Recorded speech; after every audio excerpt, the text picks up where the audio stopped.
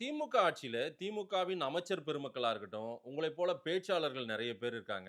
பெண்கள் முகம் சுளிக்கும் விதத்துல பேசுறதும், பெண்கள் வந்து அருவருப்பா பார்க்குற மாரி விதத்திலயும் பேசுறதும் நியாயமா இதெல்லாம் திமுகவுல? சில பேச்சாளர்கள் அப்படியெல்லாம் பேசுறாங்க.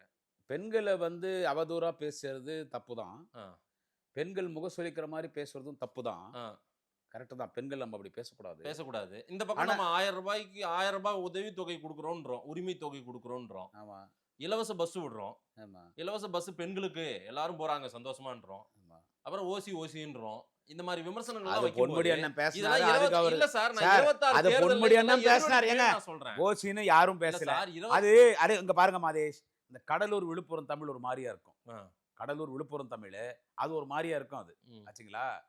அது வந்து அதுல அப்படி அந்த ஓசின்னு ஏதோ தமாஷா பேசிட்டாரு. ம், அதுக்கு பிறகு அவர் வந்து அண்ணன் சேகர்பாபு நடத்தின ஒரு பொதுக்கூட்டத்துல பேசும்போது, "உங்க மனம் புண்பட்டு இருந்தா நான் மன்னிப்பு கேட்டுக்கிறேன்மா. இங்க நெறைய தாய்மார்கள் இருக்கீங்க. ம், நான் எதார்த்தமா பேசினேன். மனசுல எதுவும் வச்சு நான் பேசல. ம், உங்க மனம் புண்பட்டு இருந்தா நான் பகிரங்கமா மன்னிப்பு 2 கை எடுத்து மன்னிப்பு கேட்டாரு. ஆனா பேசும்போது கொஞ்சம் ஜாக்கிரதையா பேசணும். ஏன்னா, ம், தளபதி பொதுக்குழுல பேசும்போது ஒண்ணு சொன்னாரு. ம்.